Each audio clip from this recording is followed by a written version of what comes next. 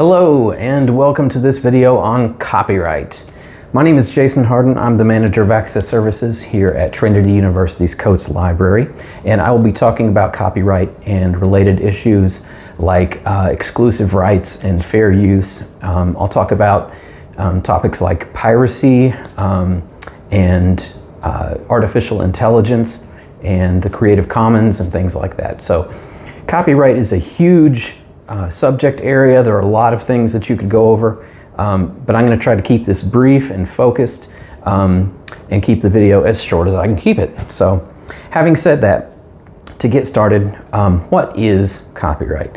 Well, basically it's a guarantee on the part of the federal government that you as the creator of intellectual property have certain exclusive rights over that property. And I'll get into those exclusive rights in just a couple minutes. But before I do that, it's helpful to understand a little bit better what that term intellectual property means. Basically, intellectual property, or IP as we might call it, is anything that you create. It can be anything from art to literature, music, photography, or plastic and visual arts like sculpture, or even choreography. If you have choreography that you have designed and filmed or written in some sort of planned arrangement, then that is intellectual property as well. Now, there are three requirements for your creation, for your IP, to be protected under copyright. And that is, number one, it has to be original. It has to be your own creation, obviously. Number two is it has to be creative. It can't simply be some sort of regurgitation of factual information, because nobody can copyright, for example, the fact that France is a country in Europe, or that 2 + 2 = 4. I mean, none of that requires any sort of creativity to state. And finally, intellectual property to be protected under copyright law has to be set in some medium. It has to be fixed in what's called a tangible medium of expression to be copyrighted. So you can't simply just, hum a tune or sort of mentally compose a poem or something like that and call it copyrighted. You have to actually create it physically in some sort of medium. For example, if it was a photograph, nowadays most people take their photographs on their camera phones, they record their TikToks on their digital devices, that sort of thing. So those are copyrighted works because they're creative, they're original, and they are fixed in that medium of expression. They're saved to a digital drive or uploaded to a social media app or something like that. So before I go any further, I want to mention that copyright, and more specifically copyright infringement, is not the same thing as plagiarism. I have encountered this confusion a lot in the past, especially in higher education where students are taught to avoid plagiarism wherever they can. They can sometimes be confused between the concept of plagiarism and copyright infringement.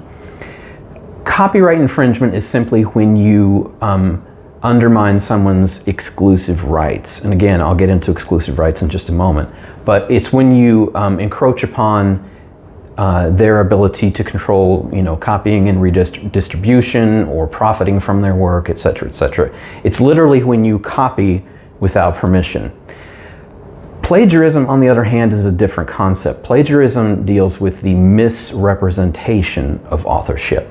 So you can physically copy something without permission, which would be copyright infringement, but you can also misrepresent the authorship of that new work. That's plagiarism. There can be some overlap there. There's kind of a Venn diagram between copyright infringement and plagiarism. But just be aware as we move through the video and we talk about copyright and exclusive rights and things like that, that we're not talking about plagiarism. That's a related but distinct issue with respect to intellectual property and academic integrity and things like that. So I talked for a moment about exclusive rights that Title 17 affords you. And Title 17 is just the set of federal laws where copyright is encoded. I mentioned just a few moments ago that one of the requirements for a piece of intellectual property to be copyrightable is that it has to be in a fixed, tangible medium of expression. It's important to note that once that happens, once your creative work is set in some medium, copyright protection is automatic. You don't have to pay any fees, you don't have to register with the Copyright Office, although in certain circumstances it's a good idea to do so, it's beneficial to do so. Especially if at some point someone infringes your work and you want to take them to court over it, you want to file a lawsuit, you need to be able to have that copyright registration to demonstrate very rigorously that you're the IP holder. But it's not required. Copyright protection is automatic. Now, what are the exclusive rights that you have under Title 17?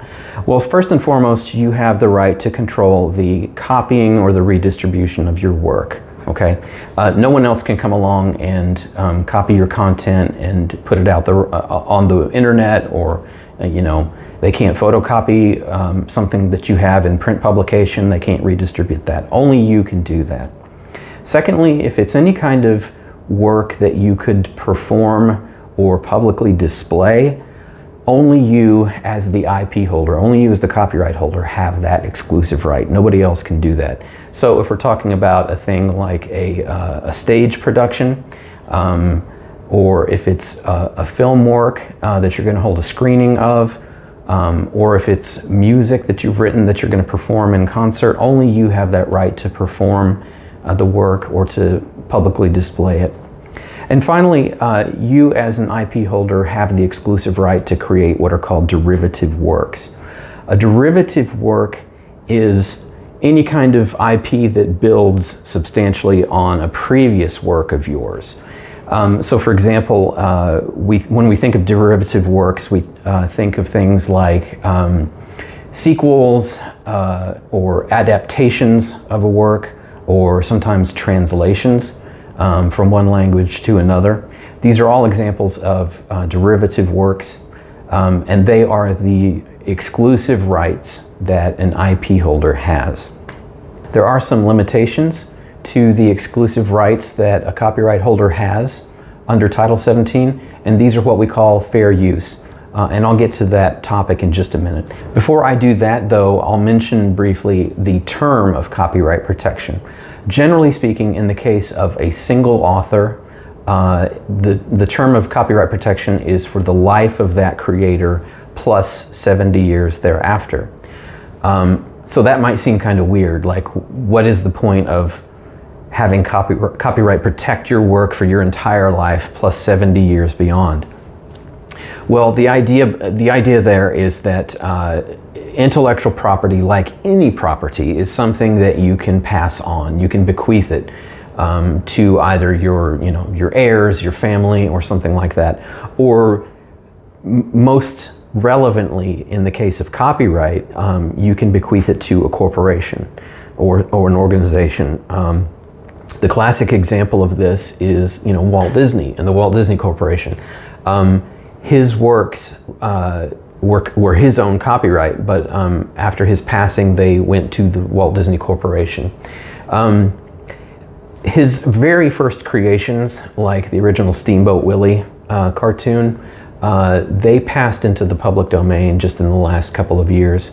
But anyway, that's the idea behind the life of the creator plus 70 years, is that copyright protection can pass on from one entity to the next. In the case of corporate authorship, where you're dealing with more than one creator, like for example a film company, it's from the date of publication or date of release, for example, like in the case of film works, it's from the date of publication plus 95 years. So if the Walt Disney Corporation were to release a new Disney Pixar film this year, it would be the term of protection on it would be from here plus 95 years in the future. So once that term of protection is off, once it's either the life of the author plus 70 years, or in the case of corporate author plus 95 years, the work enters what we call the public domain, which is probably a term that you've heard before. And the public domain just means that the work enters it becomes the property of the world. So you can do anything with it. You can avail yourself of what would otherwise be the exclusive rights of the creator. You can reproduce it, you can distribute it, you can publicly perform or display it. You can create derivative works like sequels or adaptations or anything like that. For example, in the case of William Shakespeare, I mean, all his works have long since been in the public domain, and there have been a lot of film adaptations made of the works of William Shakespeare. So that's what the public domain means. Once something is in the public domain, there's no going back, so to speak. You can't renew copyright, you can't replace the original copyright, you can't do anything to sort of resurrect what has expired. Having said that, if you build on a work in the public domain and you put in enough of your own original content, whether that's commentary or adaptation or anything like that, or a new translation, for example, that can be copyrighted. It's just that the original work can't be. That copyright has expired. Okay, so now on to the topic of fair use. Fair use is encoded in section 107 of Title 17, if you ever feel like going there and looking it up and reading the actual language. But basically, fair use is governed by what are called the four factors. And the four factors are a set of criteria that are examined to try to determine whether copying was appropriate or excusable or fair in any given case. And they are, first and foremost, the purpose of the copying. Why are you doing the copying? And the reason this is important is that certain types of copying are more justifiable than others. Like, say, for example, especially in the case of higher education, some of the copying that you do is going to be defensible because you're doing it as a student or as a faculty member. If you were a student in a media class, for example, you might want to use a short film clip as part of a presentation, and that would tend to be considered as fair use. If you're a faculty researcher and you need to excerpt another researcher's work or diagram or chart in the process of publishing your own article, that would be something that might be considered fair use. So the purpose of why you're doing the copying is important. Secondly, the nature of the original work that you're copying from is important. And the distinction here is basically twofold. You need to think about whether the work is creative or whether it's factual. A creative work tends to be less fair to copy from than a factual work, because again, it's a creative work. It's something that has that aspect of intellectual property to it. Whereas a factual work, you can get facts anywhere. They don't require any sort of intellectual labor to come to. So the nature of the work is important if you're copying from something creative versus something factual.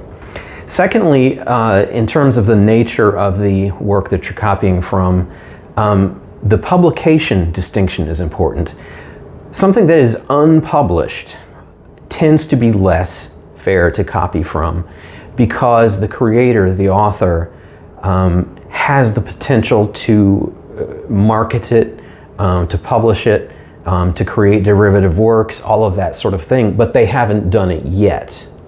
So if you come along and copy from it or adapt from it or something like that, you have sort of preemptively violated that exclusive right that they would otherwise have. So unpublished works tend to be more sort of protected in that sense.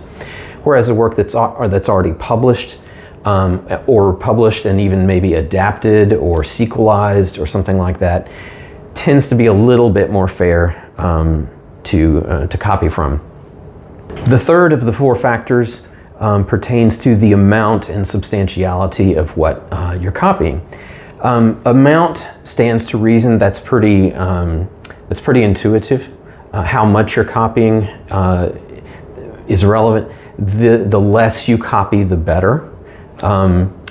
So yeah, there's not much more to say about that. But substantiality is kind of a different concept. And what this describes is how significant your copying is, whether or not your copying represents sort of the core creative pieces of the original work. If you're effectively gutting the work, if you're taking out the most important parts, if you're taking out the substance of the work, that's going to be perceived as less defensible. And finally, the fourth of the four factors is the effect on the market value of the work. If your copying competes with the value for the work on the market, if you're potentially taking money from the rights holder's potential revenue stream, then that's going to be considered as less defensible. That's going to be considered as less fair. So those are the four factors under fair use. None of them trumps the others. Whenever court cases arise, whenever infringement claims are made, they are all sort of examined holistically by judges or juries in these situations. So each case is different. Occasionally I've been asked the question by students or faculty members, can you just tell me if this is fair use? They'll ask me, I want to do X, Y, or Z with this work in my work. Is that considered fair use? And in those circumstances, the answer is always, well, it depends. We need to have a conversation about it. We need to go through each of these four factors and examine it and try to make a good assessment on a case-by-case basis. Okay, so switching gears briefly, we're going to talk about piracy. Piracy is just a sort of more common word for copyright infringement, but it is more than just infringement. It pertains specifically, I think, when we hear the word piracy in the context of copyright, we think of late 20th, early 21st century mass infringement, specifically in the area of the entertainment industry, music recordings, film recordings, video games, that sort of thing. So that's kind of what we're talking about right now when I talk about piracy. Is I'm not talking about simply, maybe inappropriately taking a chapter out of a book to use in a school essay. And that's not what I'm talking about. When I'm talking about piracy, it pertains more to this sort of popular, broad-scale entertainment industry-related activity. As Trinity students, if you're watching this, you should know that the university has an appropriate use policy that has been developed by Information Technology Services, and I'm going to link to that in the description of this video. You should be aware of that. You're responsible for adhering to that policy. If you do not, if any of the activities that you conduct online using the university's internet are detected by a rights holder, and they do scour the internet for pirating activities, not as much as they used to 15, 20 years ago, but they still do it. And if it's detected, you could get in trouble. There are various sanctions, and those go beyond the scope of this video, but if you have any questions about that sort of thing and are concerned about any of your activities on the Trinity network, feel free to come to me, and I can help you sort of navigate those questions. During the late 1990s through the early 2010s, more or less, piracy was really a hot button issue in the US. There were mass infringement platforms like Napster and LimeWire and Kazaa, and the website, the Pirate Bay. All of these resources allowed for, very broad scale mass infringement of entertainment works that had been digitized, like music and movies and video games and things like that. The motion picture industry, the MPAA, the recording industry, the RIAA, as well as the Entertainment Software Association, which I think is what that stands for. I know it's ESA. They responded to this piracy with a lot of lawsuits, even down to the level of individual small-scale infringers. I mean, Back in the day, in the early 2000s into the early 2010s, there were all kinds of horror stories about college students being sued for many, many thousands of dollars for having downloaded things through Kazaa or LimeWire or Napster or something like that. So for many, many years, there was a lot of friction between the entertainment industry and the copyright holders that the industry represented and consumers, especially young consumers. And this sort of acrimonious relationship existed for a long time. By the mid-2010s, things had started to abate just a little bit. Fewer and fewer people were engaging in piracy, so it became less of an issue.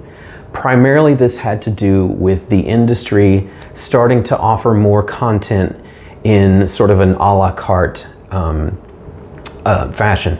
You could go to iTunes or to Amazon Music, and you could buy individual songs for very cheap. It was $1 or $1.50 per track. And you could download those MP3s onto to your player. So that made things more affordable than having to go out and buy an entire CD, which in the late 1990s, early 2000s, people still had to do, which was one reason that a lot of young people felt justified in pirating music, was they couldn't really get things sort of on the a la carte level. They couldn't get the granular content that they wanted. By the mid-2010s or so, the motion picture industry, the TV industry had started to develop streaming platforms like HBO Go and Netflix and Hulu and Crunchyroll and some of these other resources and services. And that cut down on piracy as well, because now people could have one monthly subscription that was pretty affordable, anywhere from $10 to $20 a month, and they could get a lot of the content that they wanted. For many years, Game of Thrones was a really highly pirated work, and once HBO Go was established, that cut down on piracy of that particular work. Over the past couple of years, there has been a slight resurgence in piracy, the degree of which I don't really know, but there are a couple of factors that have contributed to this. Number one, the streaming services have had a rise in subscription costs. Whether or not you view this as justifiable, it is what it is. Costs have gone up. Secondly, they have started to crack down on password sharing. So people have started to just pirate content rather than have to pay for their own, share a family account across different locations. So that has been one factor. And also there's been this increasing fragmentization of content. It seems like pretty much everybody has their own shows and movies now. Whereas the cable TV industry, you could have one cable subscription and get a lot of different channels and a lot of different viewing options and content. Nowadays, if you want to watch a given show, you need to be subscribed to streaming service X. If you want to watch another show, you have to have another streaming subscription. If you want to watch a different movie or movie series, you have to have a whole different movie subscription package. So that has been sort of the rationale, the justification among some entertainment industry pirates as to why they're going out and engaging in piracy again. I'm not saying that any of this is right or wrong. I'm just saying that this sort of resurgence has arisen in part because of changes in the streaming industry's practices and their platforms. But the bottom line with respect to online piracy as it pertains to Trinity University in particular is just don't do it. You can get caught, and if you do get caught, there are potential sanctions that you as a student might have to face, in addition to possibly being sued. Again, if you have questions about this, come see me and I can help you navigate these issues. Next, I'm going to talk about the Creative Commons. The Creative Commons is a nonprofit organization that has created a set of free, easy to use, alternate licenses that you can apply to your own intellectual property. Sometimes, occasionally, when you're out there and you're around the internet, and you'll see a little symbol that has, it's a little double CC symbol. That stands for Creative Commons, and when you see that symbol, you know that that work carries a Creative Commons license on it. It is different than your traditional Title 17 copyright, which has the, is the standard, Circle C that we all know. Creative Commons licenses are legally sound. They have been examined in court cases, so they are legally sound. They are free to use. They are international. And the Creative Commons website offers a very handy license generator. So if you want to go to the Creative Commons website and use their license generator, you can apply different stipulations and restrictions on the license that you want. But all of the licenses that they offer are more generous than traditional Title 17, so it encourages sort of a freer, creative environment for people to find your content and to use your content. Likewise, in terms of your own usage of other people's intellectual property, Creative Commons licenses that they place on their work are very helpful to you. And you can use the Creative Commons search engine. They have a search portal where you can find CC licensed content. And this is a very helpful thing that you can use to find CC content on, for example, Flickr or Google Images or ArtStore or various resources like that. The final topic I want to get into is artificial intelligence and the nexus of AI and copyright nowadays. This is a very ephemeral and shifting landscape. And no sooner do I make and post this video than I'm sure something will have changed. A new lawsuit will have arisen, or there will have been a ruling on one or more lawsuits. So all of this is very tentative still at this point, but just to sort of give you an outline on how things stand right now. First and foremost, it's important to know that artificial intelligence works cannot be copyrighted. The U.S. Copyright Office has interpreted Title 17 such that they say that only human creators can own intellectual property. An interesting case arose in 2022 that illustrated the complexity of this. There was a digital artist by the name of Jason M. Allen who created a digital art piece called Space Opera Theater. He actually titled it in French, Space Opera Theater, but I don't speak French and I'm not about to try to pronounce it and embarrass myself, but it was an AI generated work that he had used Midjourney to create, and he had used over 600 text prompts to get this image the way that he wanted it, and then he had used, I believe it was Photoshop thereafter to sort of put the finishing digital touches on it. He submitted it to an art competition, and he was given first prize. He won the competition. When he approached the U.S. Copyright Office about getting a copyright for that work, however, he was rejected. And he was rejected on the grounds that an AI work can't be copyrighted. His counter-argument was that his contributions to it were substantial. Those text prompts that he had put in to create it represented a significant amount of human input, as well as the final digital touch-ups that he made on it. So he appealed that decision that the Copyright Office had made, and ultimately he was rejected again. Maybe the most problematic aspect of artificial intelligence with respect to copyright, however, is the mass harvesting of intellectual property to train artificial intelligence programs. With respect to text-based AI like ChatGPT, these large language models have to be trained using text, using natural human language, real human language. And they will scour the internet, they'll go through and scrape the internet for human written text. So everything from like the New York Times to Reddit have been scraped by these LLM machines to train resources like ChatGPT.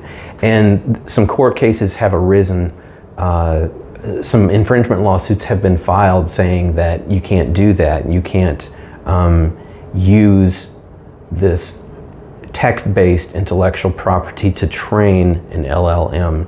Even though the LLM's output can't be copyrighted, the original works that it was trained on are copyrighted. So that's the basis of that lawsuit, or those lawsuits. There have been several that have been filed. Also, with respect to visual AI products, these have to be trained as well. So AI image generators, like for example Midjourney, have to be trained on images. So things like Getty Images or DeviantArt, or even image postings on Meta, Facebook and Instagram, things like that. They're looking at copyrighted images to train the text-to-image generators. So that represents a potential for copyright infringement on a broad scale there. And copyright lawsuits have been filed along these lines. There are currently at least 20 major lawsuits pending in the area of artificial intelligence and copyright. And as of right now, as of late 2025, almost none of them have been resolved. Very, very few rulings have been handed down. So it's going to be interesting to see over the next few years how this issue plays out. So that's copyright very broadly. Again, my name is Jason Harden. I'm the Manager of Access Services here at Trinity University's Coates Library. If you have any questions about any of this content or suggestions on other topics that I could go into in more depth, feel free to reach out to me. Thanks very much for watching. Bye-bye.